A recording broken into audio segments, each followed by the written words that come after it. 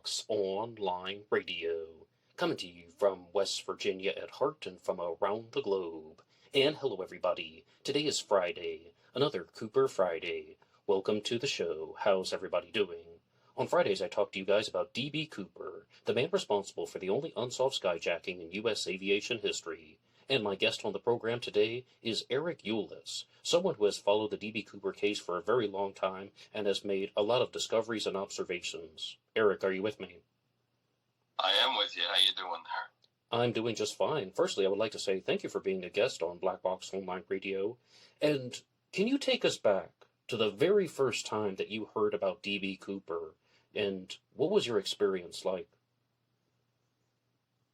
I'm not exactly sure when I very first heard about Cooper. I've been asked that question many times, and to the best of my recollection, it was probably in the late 1970s. Specifically, Leonard Nimoy had a show called In Search Of, and they had an episode that featured the D.B. Cooper skyjacking, and I believe that was in 1978, so that would have been 7 years after the skyjacking. And I was a big aviation buff as a kid. I still am an aviation buff, and I suspect that probably had something to do with my interest, because obviously the crime involved a Boeing 727, which I thought was very cool. So that's probably when I first recall hearing about it, and I have vague memories throughout the decades after that.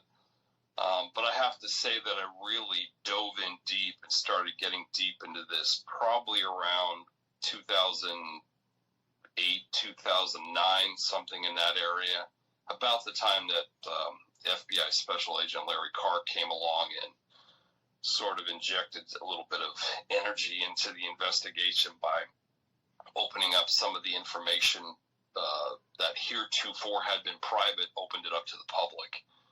So I think that kind of injected a serious shot of, D.B. Cooper lore into my veins, and I think that's when it started. So again, if I had to pin a date, I would say probably about 1978, but it wasn't really until probably 30 years later or so, 2008-ish, until I really got deeply involved in it. Now, I've had several different guests on Cooper Friday over the last year, but not all of them have suspects. And you're someone who is willing to talk about suspects, to do deep dives on particular suspects. So to ask you a very bold question, have you identified D.B. Cooper? I don't know. I do have a latest person of interest that, pardon me, a little bit of a cough there. No trouble at all. I do have a latest person of interest, somebody that I've been digging into pretty thoroughly, who's very intriguing, as they all are. I mean, for me to get really into somebody or start digging deep into somebody, they've had to already check a number of boxes. There were a number of barriers that they had to clear already. So there have been a few that I've been particularly interested in, or shall I say a couple. Sheridan Peterson was the first guy that I was really interested in, looked into quite deeply, ultimately decided he wasn't D.B. Cooper. Then came along Vince Peterson, same sort of story. Somebody I was very intrigued with, very interested in. Ultimately, I've decided that he likely wasn't D.B. Cooper. Now there's a third person that I'm really digging into, and we'll see where that goes. But one may ask, why change person of interest or whatever? Well, that's just being intellectually honest, because as time has gone by, obviously there are new pieces of evidence that have been thrown into the mix. And common sense and just intellectual honesty dictates that as the facts change or the evidence changes as you understand it, or as I understand it, you have to modify your theories accordingly. Otherwise, you're just a homer. And I'm not a homer. I'm not, I'm not interested in wasting my time going to bat for somebody and, dying on the battlefield with somebody when it's clear, based upon newer evidence, that they're not the guy. So yeah, to answer your question directly, there is somebody that I'm particularly interested in. I have not named this person publicly. I'm not going to name this person publicly at this point. And specifically related to, as it pertains to some of the particulars of this individual, for example, his age at the time of the skyjacking and some other details. I'm purposely vague with respect to that as well, just because I want to keep the name private. So yeah, there we go. Okay, so you're not going to name your newest person of interest. Well, that takes care of my next 15 questions. But there is something I would like to talk to you about because about 2 weeks ago, I just happened to pull up an episode from the Cooper Vortex, hosted by Darren Schaefer, where you appeared, and you were talking about the time when you were heavily invested in Sheridan Peterson as a D.B. Cooper suspect. And if I didn't know that you had already stepped back from Sheridan Peterson and even stepped back from Vince Peterson, then I would have probably come away thinking, oh, wow, look at all of these convincing points for Sheridan Peterson as D.B. Cooper, because I mean, you brought up so many pieces of evidence to suggest that he may have been the guy. Would you like to talk to us about your investigation into Sheridan Peterson? Sure. Sheridan is a fascinating person. And how I came upon Sheridan initially was by this belief that I initially had that the FBI had probably come across the real D.B. Cooper at some point, but just didn't know who he was, couldn't verify it. In other words, I suspected that D.B. Cooper was one of those 1,000+ suspects in the FBI files. And because we've all heard of cold cases of that nature where a case is solved after several decades, and sure enough, the person was on law enforcement's radar, they just couldn't prove it. And usually what happens is with the advent of DNA testing, someone eventually is pinpointed. So that's sort of how I approached this thing. I thought, boy, it just seems unlikely that the law enforcement, which did a very thorough job, didn't come across the real guy. And so I started digging into the files, came across Sheridan Peterson, not knowing his name. I just had sort of an idea of who I was looking for. But eventually, I was able to figure out what his name was, because again, in the FBI files, names are redacted. But there were enough details that I could figure out who the guy was, and he really checked a lot of the boxes, and he was just off enough, bizarre enough, where I'm like, I could easily see this guy being Cooper. I got a chance to speak with Sheridan Peterson personally on a number of occasions. Obviously, while he was alive, he passed away 2-3 years ago, and I famously said that I'm 98% convinced that he's the real D.B. Cooper. Now, by definition, that means there's that 2% that was still outstanding. I couldn't close the deal. In other words, there were a couple of critical things I just couldn't quite check the boxes on, which is important. But I think that he was a really bizarre individual, and there were a lot of sort of sketchy things that the guy had done over his time, which looked very suspicious. And I'll give you one very clear example. He was in Nepal, kind of on, for lack of a better term, almost like a sabbatical type of thing during the time of the skyjacking. And he was married at the time. This was his second wife. And, basically, he didn't have an alibi. He had no alibi for his time in Nepal, which is sort of problematic. And simply saying, I was in Nepal isn't quite good enough, because D.B. Cooper could have come in from anywhere. It's unlikely, in my opinion, that he lived in the Seattle area at the time of the skyjacking. So that was sort of a red flag. But we eventually got our hands on his passports, his actual passports, because he saved all this stuff. And I headlined a show on History Channel called The Hunt for D.B. Cooper, or The Final Hunt for D.B. Cooper, and we got access to his passports because he willingly provided them. And there were missing visa stamps that happened to coincide perfectly with the skyjacking, which looked very, very suspicious because, in effect, he was breaking the law in Nepal, because you had to update your visa every 90 days, and you could see there's stamps leading up to the time that the skyjacking took place, and there was a missing stamp, and then there were stamps afterwards. So it was just pure coincidence. I thought, this is suspicious. We really cannot prove that he was actually in Nepal at all. factors as well. He also mentioned that his wife, the one he was married to in Nepal, who's really the only person that can account for his time at that point, because according to him, he was living in a grass hut completely off the grid, at the base of one of the mountains there in Nepal.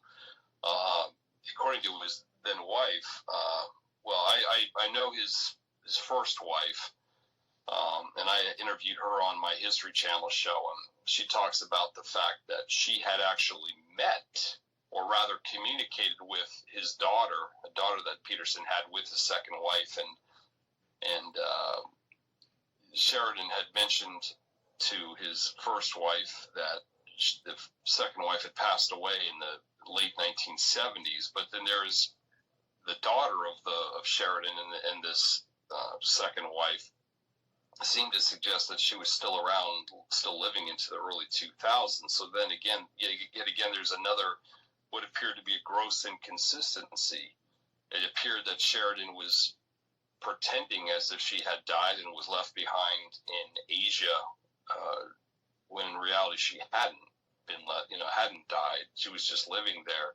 And the obvious reason would be, in my mind, that she just didn't want the authorities talking. That he just didn't want the authorities speaking with her. So there are things like that were really, really problematic and just sure looked like somebody covering something up.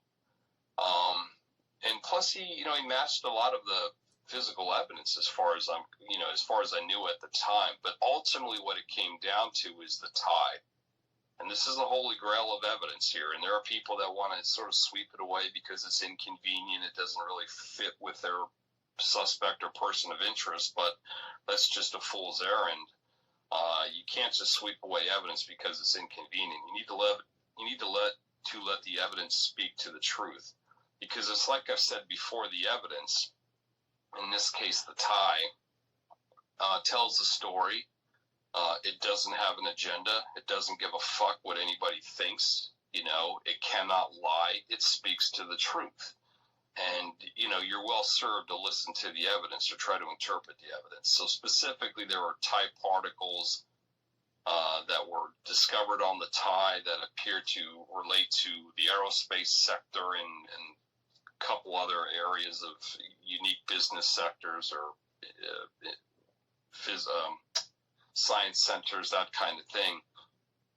And the tie that we're referencing here, ultimately I determined was manufactured in 1964 and was likely purchased in 1964. I always say probably somewhere around Christmas of 64, but in reality it could have been any time in around 64, could have been in 65, that time frame there. And Sheridan Peterson, as it happens, I think it was 1962, had gone off to Vietnam, and he was in Vietnam and ultimately Nepal after that for a number of years. Which covered the time of the skyjacking and everything else. So what I'm getting at here is that it didn't appear that he could have possibly owned the tie, because he moved out of the United States in 1962 before the tie existed, which again was in 1964. And then by the time he moved back to the United States, the tie would have been several years old. And we know the tie was purchased at a JCPenney store. Again, like I said, right around 1964. And JCPenney only existed in the United States. So the tie was purchased within the United States. So just looking at that evidence and considering some other things that sort of seem to maybe go against Sheridan Peterson, I ultimately deduced that he probably was not D.B. Cooper, in particular because there was no explanation for the tie. I couldn't explain, within reason how he came upon the tie, moreover, how he got the tie particles on the tie, if it actually was his tie. And so, yeah, he has to be checked off the box, or he has to be checked off the list, rather. And it's time to move on and look at somebody anew. And that's exactly what I did. Well, thank you so much for that, Eric. But there is something that I really would like to know. As a relatively new D.B. Cooper sleuth, of course I look at the suspects. And when I hear these stories of Sheridan Peterson, there's one thing that I can't figure out. And you've actually had the opportunity to interview him multiple times and to discuss these things with him firsthand. And the thing that I can't figure out is he a malicious, conniving liar? Or was he just a private person who just didn't want to stick his face out into all of this D.B. Cooper stuff because he was an innocent person who didn't want to be bothered? And when I say malicious, conniving liar, I mean someone who's actually just being deceptive and spinning webs of lies, and I can't quite tell which one is he, the liar or just the private person. What do you think? I think that he has clearly been dishonest at points, and I think that there were parts of his life, especially during his time in Asia, that were pretty secretive, and I know he was involved in stuff that wasn't completely above board. For example, I know that people nowadays may not realize or may not be familiar with the fact that men who were fighting in Vietnam or men who were serving in Vietnam, and he didn't fight, he was actually serving as a refugee advisor. They weren't paid in American dollars. They were paid in what's called military script. It's this sort of military generated money, coupons, whatever you want to call it. And the reason why is because if you're paying these guys with U.S. currency and they're obviously spending it in and around the country they're fighting in, well, that buoys up or helps the economy of the very country they're trying to fight against. So by using military script, that solves the problem. Now, having said that, military script was kind of a pain in the ass for a number of reasons, and there were ways to actually turn military script into cold, hard American cash by using the black market there. And I know with certainty that Sheridan availed himself of that. He would use the black market, so to speak, to get cash and do these types of things. And the reason I know is because he told me, explained to me how it worked. He would, write a check, and then he would get a certain amount of cash, and then the check would kind of work its way through a kind of a complicated series of different banking networks and things of that nature, and ultimately get cashed. And the black market individuals who, basically accepted the check and gave Sheridan Peterson his money, obviously, and kept a cut, they ultimately got paid. But so he was involved with those kind of things, and there are some other parts that I don't think are necessarily important, except that it does help kind of flesh out the character of the man. So there's no doubt in my mind that he was a little bit of there's some shady aspects to him. And again, I spoke with his second wife. I've talked with her on many occasions, and just some conversations I had with her, he comes across as a little bit short fused in terms of his temper at times, and not the most, not dripping with integrity, as one might suspect.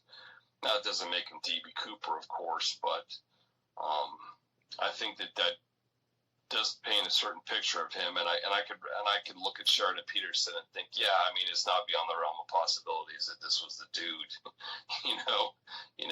I think he had sort of the makeup to do it, and again, he sort of checked a lot of the other boxes in terms of knowledge and location, because he worked for Boeing for a period of time in the early 60s, and technical documents division had access to the blueprints related to the Boeing 727, so he would have known certain things about the jet, and so it's just things like that are just very intriguing, very, very intriguing. But like I said, ultimately, when it all said and done, I just came away convinced that he just wasn't D.B. Cooper. He was a very fascinating person, and he kind of checked 98% of the boxes, but it's that critical 2% that he didn't check, and that's all it takes. Because D.B. Cooper, the real D.B. Cooper, checks 100% of the boxes. The guy is the guy. You know what I'm saying? So that there we are as far as that goes. Now, I do have lots of questions for you about the suspects, But you did bring up something that I do want to talk about because it's an idea that I mostly share, even though, of course, it's an unsolved case. I don't know 100%. But you said that you don't think that D.B. Cooper lived in the Seattle area.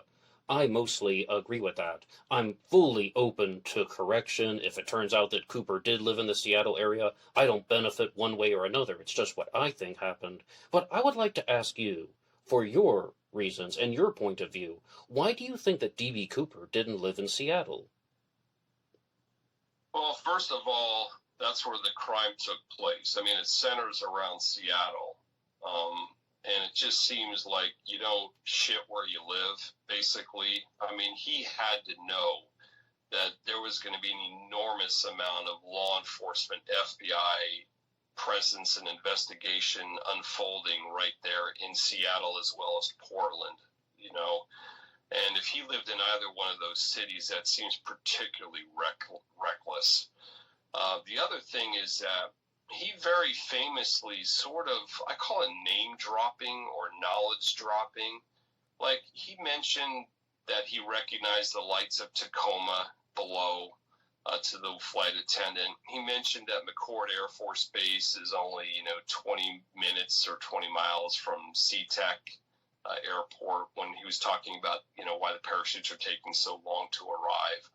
So, like, the way he was phrasing certain things, one could easily come away with this belief that he's obviously very familiar with the Seattle region. It's taking place here in Seattle, therefore he must be from Seattle. And that just seems very reckless to me. It almost seems like he went out of his way to knowledge drop Seattle. As it almost seems he went out of his way to knowledge drop the 727. It's almost as if he seemed to go out of his way to knowledge drop parachuting. So I just, my background is playing an awful lot of professional blackjack, card counting, and also what I would argue is like professional poker as well. And especially when you're talking about poker, it's a well-known part of the game that if you've got a really big hand and you want to extract something, money out of your opponent, you'll send off tells or clues or things of that nature, ultimately trying to mislead your opponent into making a mistake and then cashing in on that mistake. So I look at someone like Cooper and I'm like, it just feels like he's trying to paint a story because he's trying to convince people of something. And if he's trying to convince people of something or trying to paint a story, I immediately become very suspicious of that. And I'm like, why is he doing this? And I think that the reason why is because he's trying to mislead the authorities. He's trying to direct the investigation to an area where he no longer is. Now, obviously, it appears to me he was genuinely familiar with the region, was exposed to it, had probably traveled there on multiple occasions, that kind of thing. But that's not the same thing as living there. So I think that's part of the reason why. That's part of the reason why that I just think that D.B. Cooper came from somewhere else. And let's face it, I mean, there was an awful lot of media attention in that area. The authorities looked at, hundreds of persons of interest in that area. Boeing and former Boeing employees and other employees, things of that nature, skydiving clubs, groups. And they came away with nothing. Came away with nothing and came away with no one. And it just seems really, really unlikely that if D.B. Cooper was from that area and had any kind of involvement with the aerospace sector, which seems to be sort of ironclad. I mean, I'm not saying he had at least a tangential relationship to it. It just seems unlikely that they wouldn't have come across him at some point.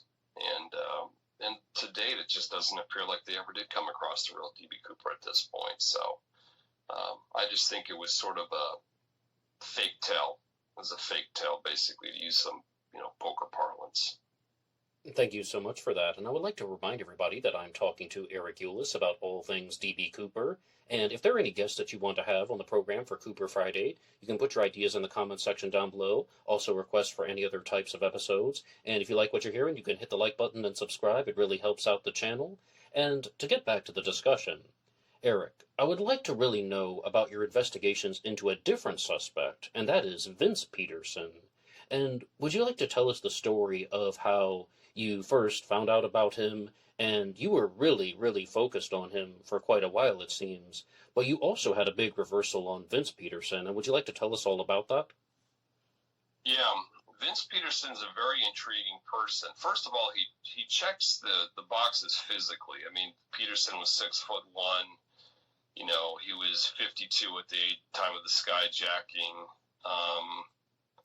Not a particularly handsome man. I don't want to disparage him, but I mean, DB Cooper was described as not being a particularly handsome man. So you're looking for somebody that's not really rolling like George Clooney or Brad Pitt, someone like that, as an middle-aged gentleman. But importantly, as I was digging into the tie evidence, and specifically for those who don't know, the tie or particles that have come from this clip-on tie that DB Cooper left behind have been analyzed under a scanning electron microscope on a number of occasions. And that has uncovered a lot of very intriguing particles. Titanium, that's pure alloyed titanium, zinc, iron, various grades of stainless steel, aluminum, rare earth elements, a variety of things that one would normally think would be unusual to accrue on somebody's tie. And it seems to indicate where DB Cooper worked, where he came from. And, considering that this is 1971 and that he, wore the tie probably primarily in the late 1960s, there aren't a hell of a lot of areas where a person could work and actually pick these things up while at work on his tie. And what I'm getting at here is that the analysis of the tie particles has uncovered literally hundreds of thousands of particles, microscopic sized particles from the tie. And this is using state-of-the-art technology of today, scanning electron microscopes specifically. And a few years ago, I started thinking about digging deep into the particles, and there is north of 100,000 particles, so there's a lot of data there. There's a lot of data to look at, all on an Excel spreadsheet that clearly shows each particle and the different elements that make up a particle and the percentage weight of each element in each particle, a number of different metrics, things to look at.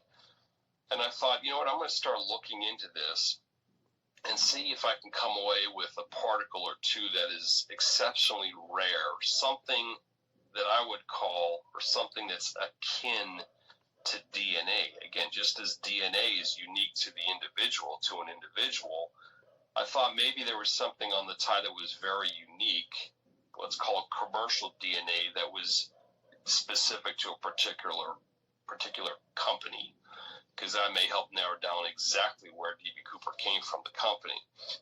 And I ultimately discovered that there were a few particles of a titanium and antimony alloy, which is exceptionally rare.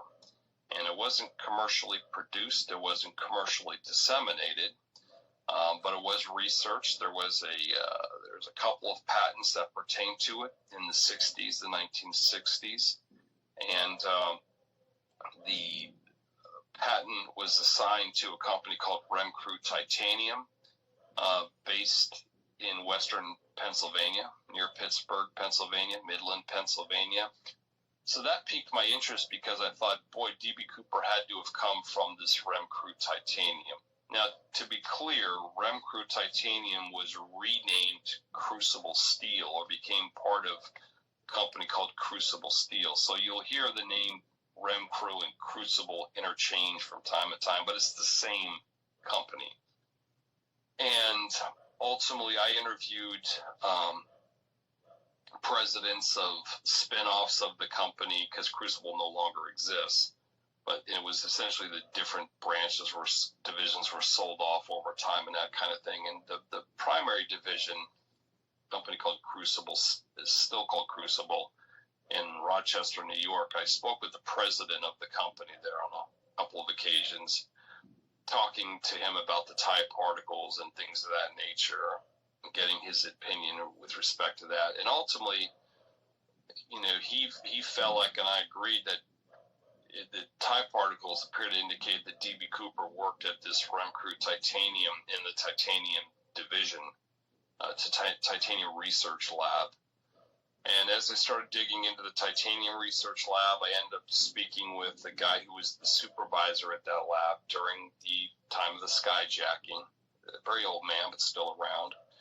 And I learned a lot about the lab and the men who worked there, and I was looking for, again, somebody very specific, a guy who's 6'1", about 50 years of age, had traveled to Seattle on business because there does appear to be some familiarity with it, had probably had some sort of relationship with Boeing in some manner, through his responsibilities, his corporate responsibilities. And there was a guy named Vince Peterson who just checked all those boxes. And so I became very interested and intrigued with Vince Peterson. Now, you look at him on the surface and it's like, it doesn't really seem like the type. But then again, I've always felt like the real D.B. Cooper is not going to seem like the type. I mean, again, the one thing that makes this guy unique is he got away with it. He's the one guy who got away. It's been 53 years.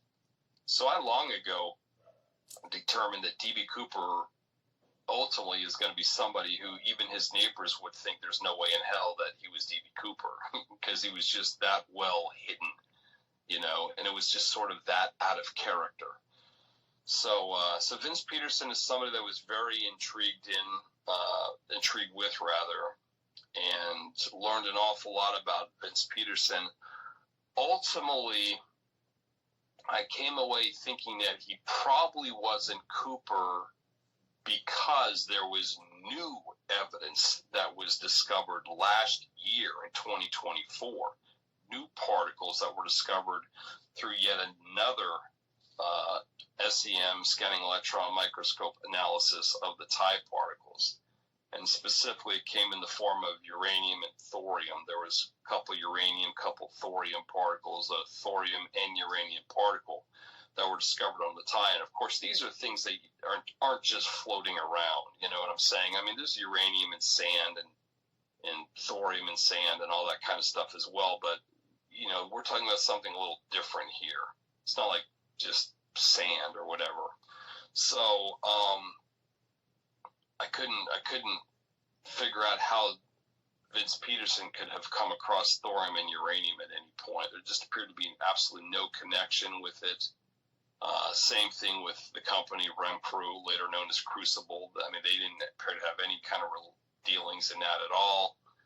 And again, it's like I said before, if you can't explain the tie particles, you have to cut bait. You have to cut loose. You have to say, well, there doesn't appear to be a rational explanation for how this ended up on, Vince Peterson's tie. So it probably wasn't Vince Peterson's tie. He probably wasn't D.B. Cooper, and that's ultimately it. And again, that's how I conduct my investigation. It's advancing and it's modifying theories as the evidence changes. And again, to reiterate, the one thing that's shocking to me, honestly, is how fucking stupid people are. You get a lot of people that are homers, they settle in on a person of interest or suspect, and they just will not let go. And I don't think that way. It's not how I think. I'm not interested in the fake version of D.B. Cooper. I don't get to decide who the real D.B. Cooper was. D.B. Cooper decided that for himself 53 years ago. My job is to read the tea leaves. My job is to analyze the evidence. My job is to try to speak to the evidence or listen to the evidence and let it speak to me and try to figure out who the real guy actually was. And you just can't ignore evidence. physical evidence like that. So ultimately, I came away thinking, while Vince Peterson is very intriguing, checks a lot of the boxes, he doesn't check all of the boxes. And if he doesn't check all of the boxes, he cannot have been D.B. Cooper. So that's ultimately what happened with Vince Peterson. And on the flip side, it brought me down a separate path, because now I have all the evidence that had been procured up to the point of the thorium and uranium. Additionally, I now had thorium and uranium to add to the mix and see, now, well, where does that take me? Where does this bring us? And that's exactly what I've done. Okay, so there's a lot going on there, but we've been talking about the suspects, and I know you're not going to reveal your new suspect, but is there any piece of information that you can share about this new person of interest that you have been exploring? Well, I've looked at everything related to this guy, and I'll say that I'm kind of jumping ahead a little bit here, but I do believe that the thorium and uranium, coupled with the other particles that had previously been discovered on the tie, appears to indicate that D.B. Cooper came from the Oak Ridge National Laboratory outside of Knoxville, Tennessee. It's also worth noting that the airport at Knoxville, Tennessee, which is called the McGee-Tyson Airport, back in 1971 was one of only 16 locations in the United States that had a Sky Chef's restaurant location, Sky Chef's restaurant in the airport. Why that's important is because one of the flight attendants described seeing D.B. Cooper with a pack of Sky Chef's matches on his person. Those were some of the matches that were used to light his cigarettes on the flight. So it's reasonable to deduce that he picked up that book of matches, Sky Chef's matches, from one of those 16 airport restaurants. So I don't think it's coincidence that one of those 16 happened to be McGee-Tyson there in Knoxville, Tennessee, which is the airport that served Oak Ridge and Knoxville, because Oak Ridge is basically a suburb of Knoxville, for lack of a better term there. But he does have a Oak Ridge National Laboratory connection. He can, to the best of my knowledge, he can explain all the tie particles. I can see how he would have come across all these tie particles on his tie. But also, very importantly, he has to check the boxes physically. I mean, we got a lot of suspects that come along that are 5'9", 5'8", that kind of thing. And, Ted Braden comes to mind, and it's just like, he's just not the guy. D.B. Cooper wasn't 5'9". He was described by the witnesses as either 6 foot or 6'1". A pretty tall guy for a guy back in 1971 who would have been around 50 years of age. So, my person of interest was 6 feet tall. I won't reveal his exact age, but he was either 48, 49, or 50 years of age at the time of the skyjacking, which importantly checks that box. He couldn't have been 27 years old like Richard Floyd McCoy. McCoy was 27 at the time of the skyjacking. So that's just, you're just fucking nuts if you think that D.B. Cooper was actually a 27-year-old guy, and somehow the witnesses, all of them, pegged his age at 50, or near 50, that kind of thing. He has brown eyes, which I don't think is necessarily really important, because only one of the flight attendants saw his actual his eyes, because the rest of the time he's wearing sunglasses. But she saw him without wearing sunglasses, and while she was communicating with him before the skyjacking even took place, she just simply took a drink order. So I'm sure she maybe glanced at his face and then was obviously writing down his order. So, but she described his eyes as brown. She recalls them being brown. So yeah, he may have had brown eyes, but then again, he may not have brown eyes. So I wouldn't dial him across with that. But my guy nonetheless has brown eyes. He had black hair. My person had black hair, which, D.B. Cooper had black hair. He had dark brown or black hair as described by the witnesses. Could it have been dyed, use, whatever Grecian formula or something to dye his hair? Yeah, I suppose so, Anybody around the age of, 48, 49, 50. Could easily have gray hair, and he didn't have any gray hair, so I don't know if he just dyed his hair or whatever, but nonetheless, he checks that box.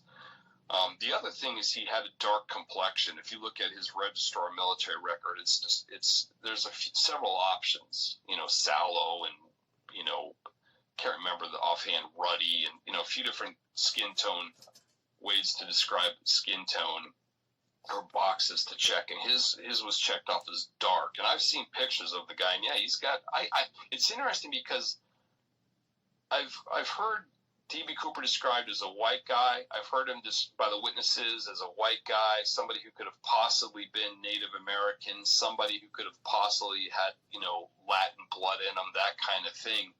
And it's always seemed to sort of like, boy, what does this individual look like? This person, I've looked at various pictures, and depending upon which picture you're looking at, I can absolutely see it. There are pictures I've seen of this guy, and I'm like, yeah, he actually does look like he could be a Native American. And then I've seen other pictures where I'm like, yeah, the guy's clearly just a white dude, so it's interesting. It's really, really interesting because I can see that in this person's skin tone and his face and everything else. So, that doesn't prove he was D.B. Cooper, but it sure is an interesting thing, and it checks one of those boxes there. One of the other things that's been talked about at length, too, is the one feature that the witnesses prominently conveyed to this FBI sketch artist literally the day after the skyjacking took place was that he had a prominent or protruding lower lip, kind of a puffy or protruding lower lip, and apparently it was prominent enough that it was noticeable. Because that was the one thing that they conveyed to the sketch artist, the two flight attendants conveyed to the sketch artist. And you can see, if you look at the original, what's called Bing Crosby sketch, you can kind of see it's a little prominent. That lower lip area is a little prominent.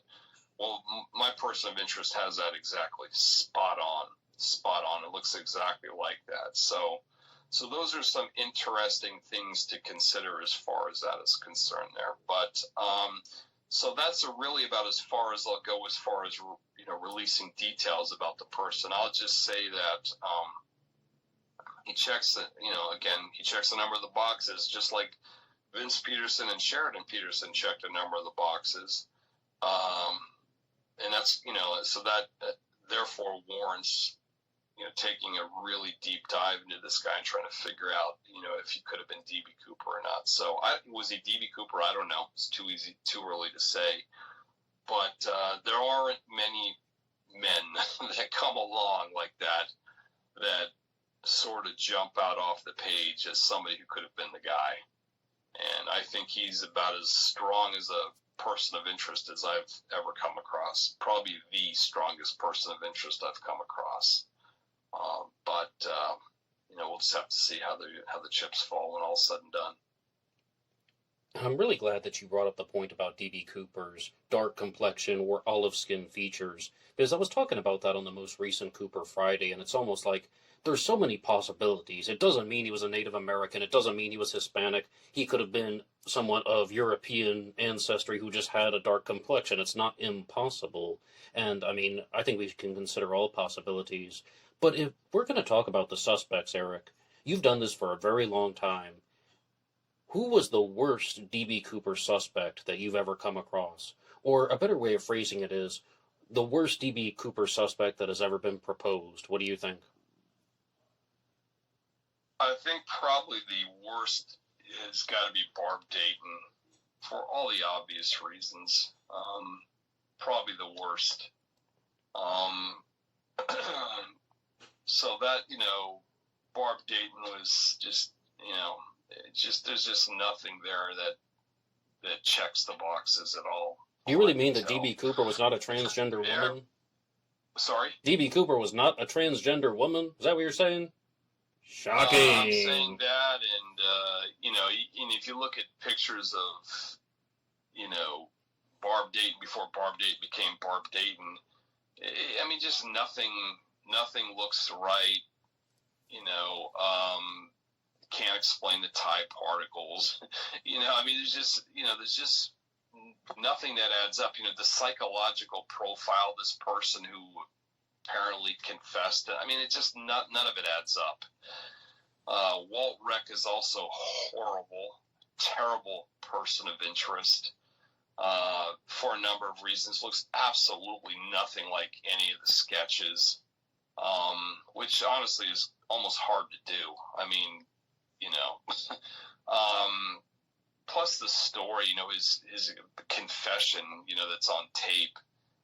Like, there's just so many material and fundamental basic facts that are fucked up and wrong. It's like, how could anybody take this guy seriously? He's just a nut. There's just no way in hell. I mean, honestly, it's akin to me saying that I was Abraham Lincoln or something. I mean, it's as if Eric Ulis went out there and insisted I was Abraham Lincoln, 16th president of the United States. I mean, at some point, you got to look at it and say, this is impossible. You know what I'm saying? It's just impossible. And that's kind of where Walt Reck is. Plus, where he apparently jumped was fucking 100 miles away from the drop zone. The whole thing is just insane. It's just stupid. So he's probably about the worst. I think somebody like Richard Floyd McCoy was a very good suspect because there's a strong resemblance to the sketch. He obviously pulled off skyjacking very similar to it 6 months later, but he got caught because he talked. But you dig deeper into Richard Floyd McCoy and you realize, he's not the guy for a number of reasons, not the least of which is all the primary witnesses got to see Richard Floyd McCoy mere months after the D.B. Cooper skyjacking, and all of them were quoted as saying he was, quote-unquote, definitely not the guy. So if all the witnesses are saying, no, he's not the dude, then he's just not the fucking dude. You know what I'm saying? So, but, on the surface, I can easily see how people would be drawn into Richard Floyd McCoy.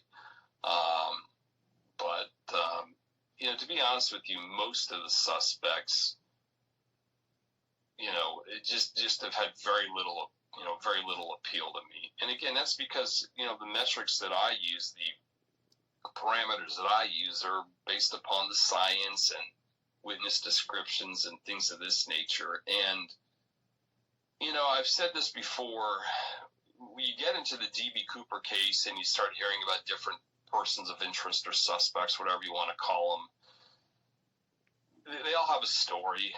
And stories are a dime a dozen in the D.B. Cooper case, CIA guys jumping out of planes and strange characters and people who disappeared or, Black Ops military people. It's just, you get all these badass stories of all these guys.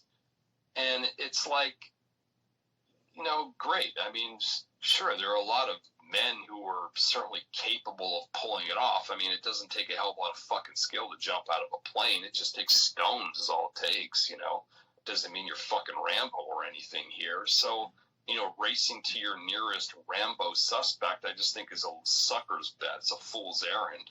So, but there's a lot of that, in the D.B. Cooper case. That's the first thing that people talk about is, he was served in Vietnam, was a Green Beret or something like that. And I'm just like, okay, you're, terrific. Well, one of hundreds of thousands of other men, So, I don't get swept up into that. Like I said, stories are a dime a dozen. They don't impress me. I could care less. I'm much more interested in the facts, the science, the stuff that's irrefutable. The tide particles and, how tall was the guy and how old was the guy? Where did he work? Were they working on these types of materials at the time he was employed there? Were they laid off or fired? Could this person have been subject to some sort of economic despair during 1971 that would have, maybe, sparked this whole plan in his head? Those are the things that I'm interested in because that just makes sense. That makes sense to me. And like I said, it also factors in the actual physical evidence. that we have, and that's an important part of the puzzle that, like I said, it just far too many people overlook. So yeah. And Eric, we are winding down right now. So are you okay with ending this episode of Black Box Online Radio with some rapid fire questions? Very simple. You can Sure. even use yes or no for the answers. Because I'd really be curious what you think, because not everyone is in agreement with these things about D.B. Cooper. You ready? Yep. Was D.B. Cooper in the military?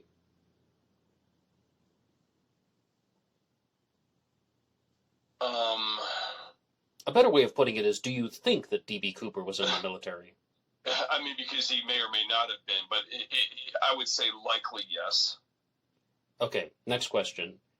Do you think that D.B. Cooper was an American citizen? Yes. Next question.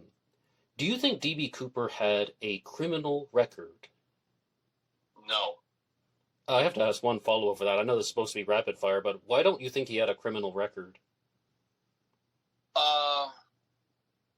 First of all, well, there are a number of things that just seem to run contrary to somebody who was a hardened criminal. You know, he's obviously well educated.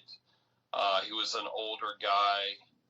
But if you're familiar with how he conducted it almost seemed like he was a fish out of water, like he was uncomfortable.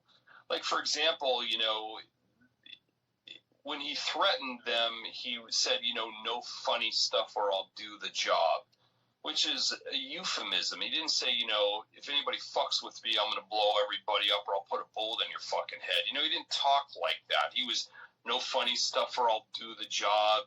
You know, he was, you know, concerned about keeping people at ease. He actually had meals delivered to the plane when the jet landed in Seattle. He was obviously an intelligent individual. He didn't get caught, you know.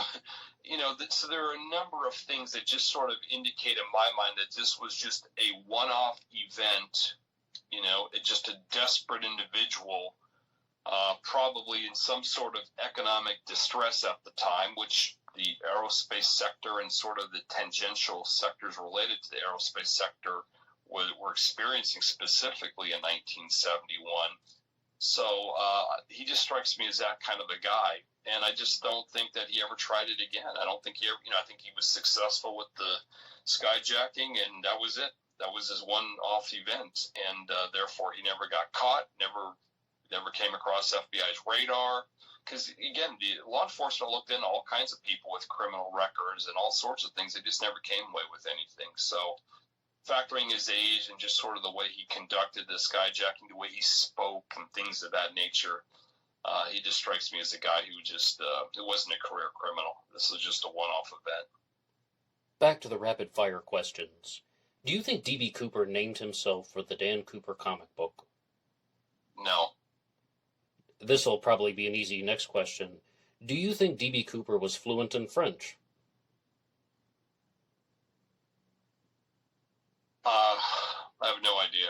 I would say, yeah, I mean, if I were to hazard a guess, probably no. No reason to be fluent in French if he's an American. Mostly connected to the Dan Cooper comic book question. Yes. But yeah. The most important question that I might be asking you, and that is, how did the money get to Tina Barr? This is not a yes or no one, of course. What do you think?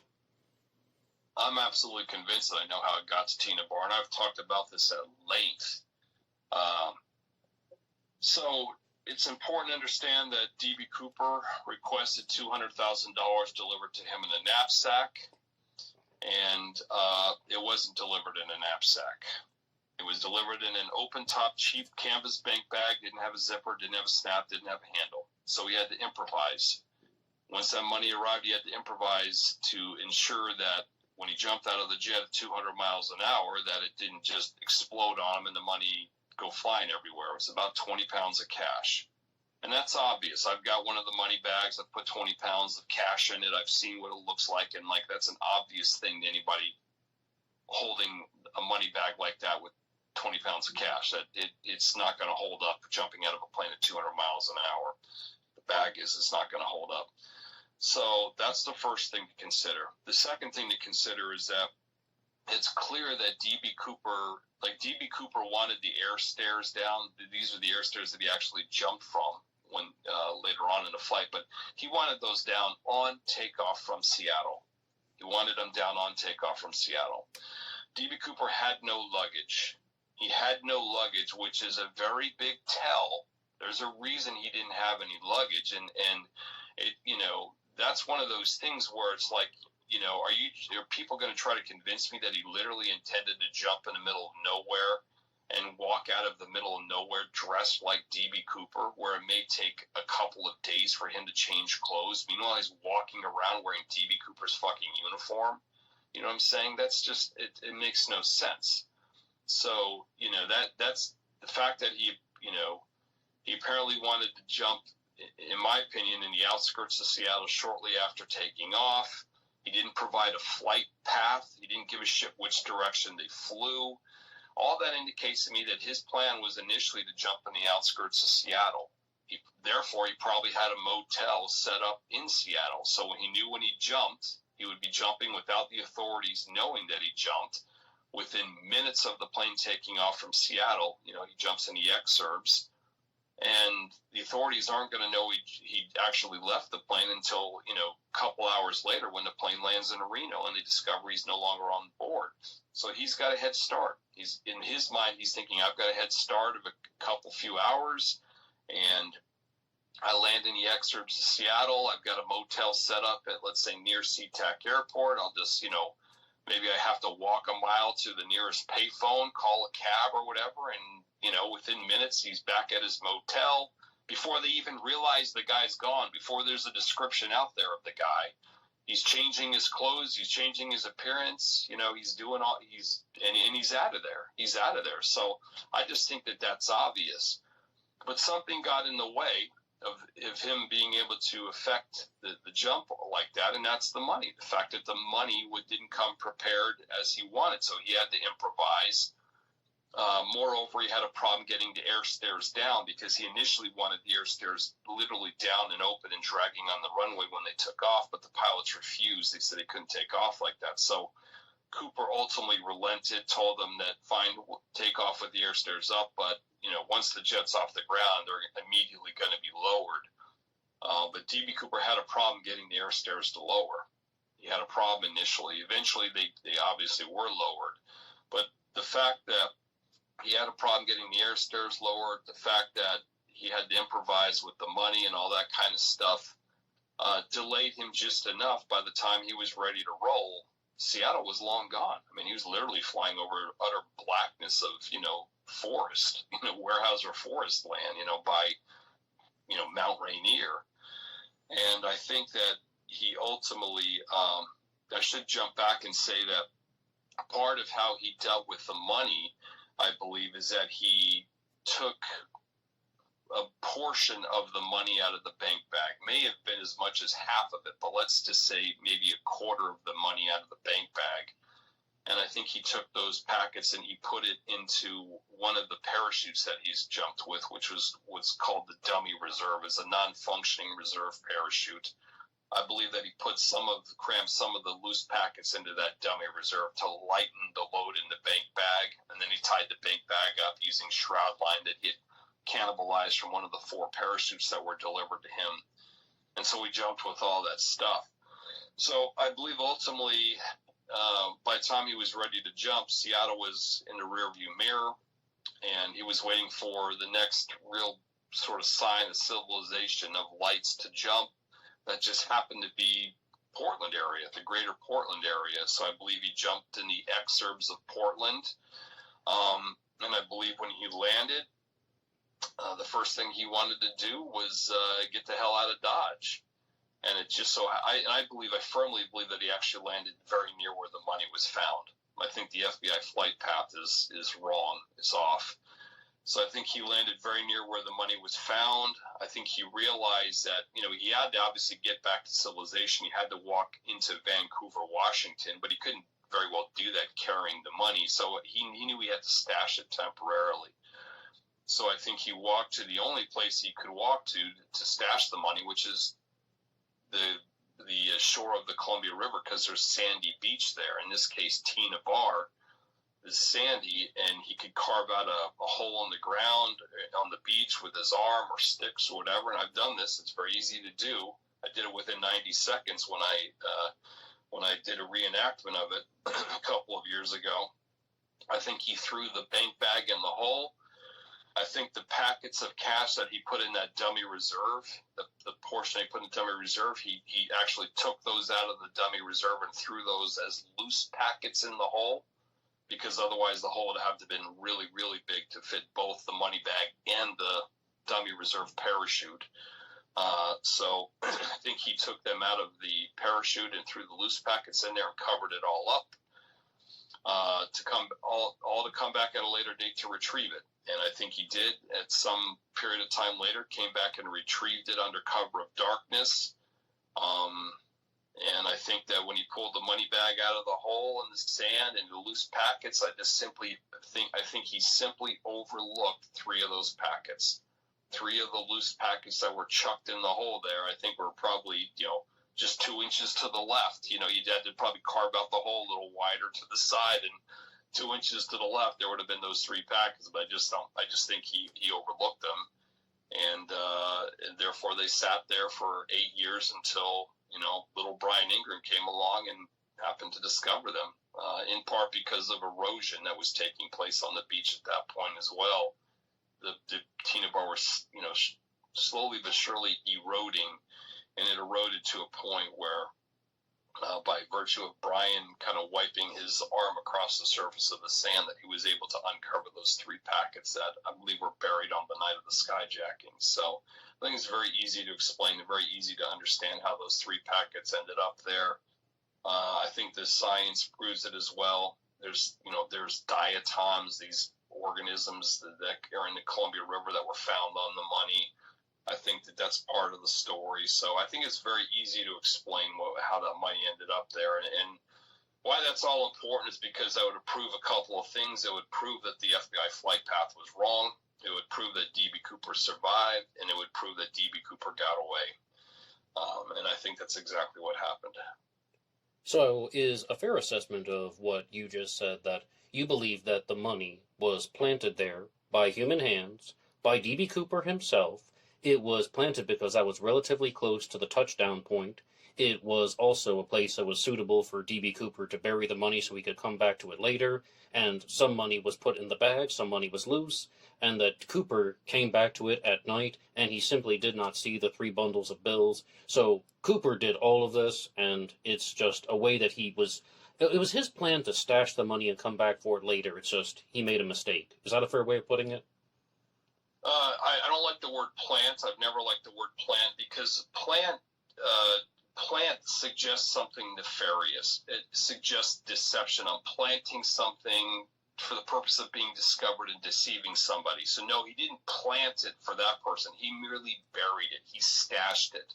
So in effect, that's the larger context of what you're saying is correct. I think he landed in the area. He realized he had to temporarily bury the money because he obviously had to leave the area and he couldn't carry the money with him leaving the area, so he just buried it. And then he came back at some point fully intending to collect the total $200,000, but simply overlooked 3 packets totaling $6,000. So I think he got away with $194,000, and the $6,000 was accidentally left behind. Just again, oversight. Would have been under cover of darkness and a little bit of a challenging environment, I think, to recover the cash. But I think that's what happened, and ultimately those 3 packets were found 8 years later by Brian Ingram. Yeah. Now, this episode is reaching its end. So, Eric Ulis, thank you for being a guest on Black Box Online Radio. Do you have any final send-off for the listeners? Is there anything that you're working on now? Anything you would like to promote or discuss? I'm going to give you the floor and just ask if you'd like to give a concluding message. Well, I'll just say that there's a lot going on behind the scenes, and a lot of exciting stuff going on behind the scenes. So I think you're likely to see more television-related, new programming related to D.B. Cooper in the future. And in terms of the investigation itself, that continues as well, as should be apparent. So even though things may be radio silent from time to time, it's worth remembering that there's still a lot of things. There are a lot of things taking place behind the scenes, and it's getting exciting.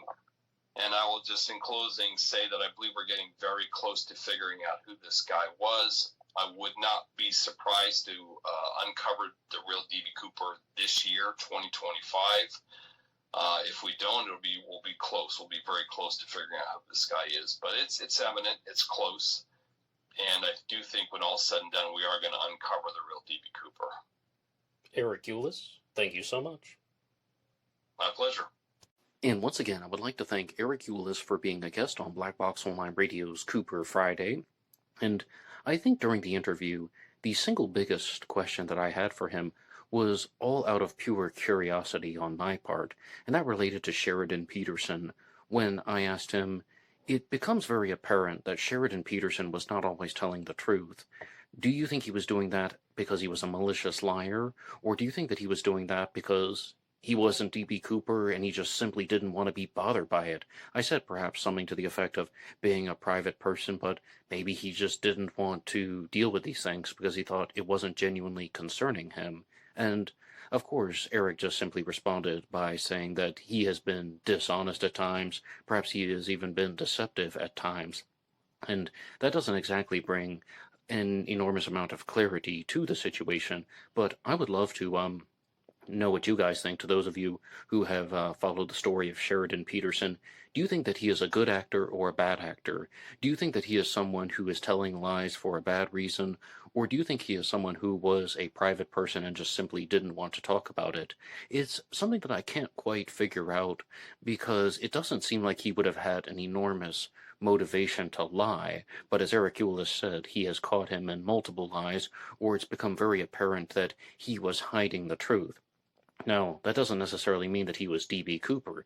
He could have been hiding the truth because he's trying to cover up some other illegal action, or just some other action, period, maybe an unflattering action that he didn't want everybody to know about. Because most of the people whom I discuss here on Cooper Friday did not want to become D.B. Cooper suspects. Of course, there's some out there, such as Barb Dayton and Walter Recca, but you heard Eric Ulis. He said those are the two of the worst suspects that have ever been proposed as actually being D.B. Cooper. But, I thank Eric Ulis for appearing on BBO War all the same, and I would also like to talk about the comments that I made last week on Cooper Friday, where I was responding to the psychological profile that was created by Pat Brown. She is a criminal profiler, and she runs a YouTube channel called Profiling with Pat Brown. She also has 2 books out, Killing for Sport and The Profiler. And I recorded the episode, then as I was uploading it and putting it on YouTube, I began to think, was I too harsh? Was I unfair to her because I said some things like, I think this is the worst episode that she has ever made? I also thought that her observations were completely ridiculous. But then I listened back to the episode immediately after I uploaded it, and I thought, no, I wasn't being too harsh. When she's making comments such as, she thinks that D.B. Cooper definitely did not serve in the military because he wasn't wearing gloves on the plane, and if he had joined the military, he would have been fingerprinted. He would have been worried about leaving fingerprints behind, so he would have worn gloves or done something else, like, touching things, perhaps with a napkin or whatever. I'm just making it up at that point, but that is what she said on her live stream, that she thought that D.B. Cooper was not in the military. He had never served in the military because he didn't wear gloves on the plane, and he wasn't worried about leaving fingerprints behind because his fingerprints were not in the system, and that would also mean that he didn't have a criminal record. I think that that is way too extreme of a statement. There could be another reason why Cooper didn't mind leaving fingerprints behind. Maybe he didn't care about being caught. Maybe he had suicidal tendencies. Maybe he did something else to alter his fingerprints and hide them. And of course, some of this was discussed on the D.B. Cooper Sleuth channel, and you guys filled me in the comments section. But I just thought that that was an outrageous statement that isn't extremely supported by the facts. And the reason why I said it was the worst episode of her show was because it didn't seem like a traditional psychological profile. If you look at her book, The Profiler, it talks about her life hunting serial killers and psychopaths. And one thing that I dealt with firsthand is there's an enormous difference between looking at the D.B. Cooper case and looking at a serial killer mystery. I talk about the Zodiac Killer on Mondays and Jack the Ripper on Wednesdays here on BBOR. I invite you to check out those episodes if you're curious. But when you have a serial killer mystery, let's say maybe you have 5 crime scenes and they believe that it's the same person. Well, what clues suggest that it was the same person? The same with the Zodiac Killer. We only have 4 crime scenes, but you can look at the psychological similarities, psychological differences. What is the evidence for this? What is the evidence for that? What kind of person would do this? What kind of person would do that? But we also have a big difference with the Cooper case. There is only one night of Cooper activity. And yes, of course, maybe Cooper did something else. Maybe Cooper committed some other types of crimes. Maybe Cooper was Richard Floyd McCoy the whole time and went on to do another skyjacking. Don't quote me on that. I don't think McCoy was Cooper. But when she's just trying to create this profile for the skyjacker, it seemed like she wasn't actually making a criminal profile. Instead, she was just creating one scenario, creating a story almost, as opposed to an educated guess that was based on the facts. And she was saying some things to the effect of, well, maybe D.B. Cooper was part white, part Canadian First Nation. She said Native Canadian, but I'll say Canadian First Nation. He crossed the border from Canada, went to Portland, skyjacked the plane, and he wanted to jump relatively soon after he took off from Seattle so he could get back to Canada and exchange the money in Canada. No military background, no criminal background. He was some type of middle-class individual. And I'm like, whoa, whoa, whoa. That's just one possibility, and that possibility is not stronger than any of the other possibilities that have been put forward. Again, that's just like thinking up the first scenario that has come to mind. I mean, that D.B. Cooper's Canadian, you could just as easily say that D.B. Cooper was an American who was part white, part Native American, and he was flying southbound toward Portland because he wanted to jump out of the plane and get into the Warm Springs Indian Reservation. And yes, he learned about the Dan Cooper comics in the military, and that just maybe some way, somehow, they didn't connect the dots with his fingerprints to the military records. Maybe that record was lost, or also maybe he expected that it would be lost because they didn't have electronic databases back in 1971 for these things. The reason why I'm so harsh on this military thing is I've been talking a lot about The Skyjacker by Dr. David G. Hubbard, and I'm actually planning a very large presentation on this. And I've been going through a lot of the chapters in that book, and that is just something that has really been zoned in on with a lot of skyjackers. They have military backgrounds, they were pilots in the military, and also I don't know about Pat Brown's education, and I just don't want to start running my mouth or something to that effect, because sometimes people will tell me, Ned, there's no way that you've read books about this subject. There's no way you're familiar with this person's work. And I'm like, well, yes, I have read books about that subject. Yes, I am familiar with that person's work. Just, a very broad example. People say that stuff in the comments section, so I really don't want to say some things that are too extreme about Pat Brown, but I am expecting that she has not really looked into the psychological profiling of skyjacking, because it's completely different from everything that she put into her episode. And a very big example of this in the Skyjacker, even in the most recent chapter that I was just talking about, it points out that there are not only skyjackers, but attempted skyjackers. In 1965, a skyjacker who's only referred to as Mark in the book, he held up the air control tower at a place that was on an island because he escaped from a reform school, and he wanted to use the airplane as a way off. He wanted to hold the he wanted to hold the air traffic controllers hostage, and then in exchange for their lives, he could get on the plane and the pilots would take him off the island. But, they ultimately were able to alert the police before anything could take place, and then they got into actually a gunfight. But ultimately, he was apprehended after surrendering, and he had a lot of the similar psychological markers compared to other cases that Dr. David G. Hubbard documented.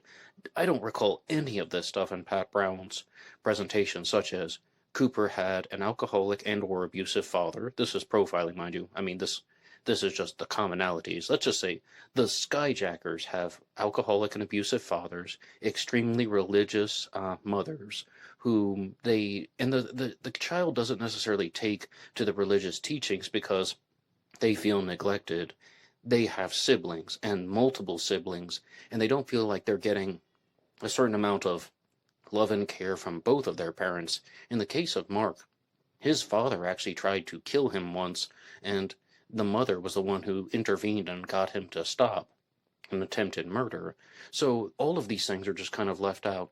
Abusive father, religious mother, multiple siblings, neglected, and then it turns into some things about how this person just feels disconnected from the other siblings. There is going to be a little bit of bonding, but always thinking that the siblings are going to get more attention. So that was somebody like D.B. Cooper. It's quite possible that he was part of a big family like that, and even maybe a family of 4 children or 5 children, and somebody whom I think would be ex-military. Being a pilot would be totally normal, where somebody had a background in military aviation. And a lot of the people who are not extremely familiar with the Cooper case, and I'm not an expert, but they state that they don't think Cooper had a military background. They think he only worked for a company like Boeing. He worked in aerospace. Maybe they're right, maybe they're wrong, but I disagree with that particular observation.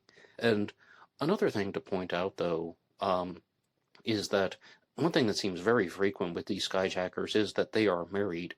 Even with the case example, Mark from the skyjacker, he was married first at age 16 and then divorced at 17. And then it appears that he got remarried again, and he was just terrible to his wife. He even became an alcoholic at age 16, and that's why he lost his first wife. So being married would also be something we could think about or consider for D.B. Cooper and his psychological profile.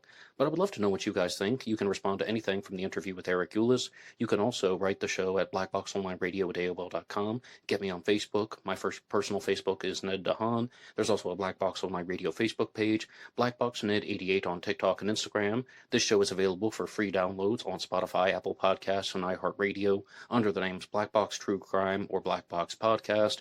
And of course, there is buymeacoffee.com/BlackBoxNed88, which allows you to make a donation or contribution to help support the show. And anybody who makes a donation will get a shout out on Zodiac Monday. And then that will be all for me now. And the only final thing to say would be, in addition to leaving some comments about what you think about Eric Ulis, you can also leave some comments about what you think about the psychological profiles that I was just talking about. And I'll see you on Monday talking about the Zodiac Killer. Until next time.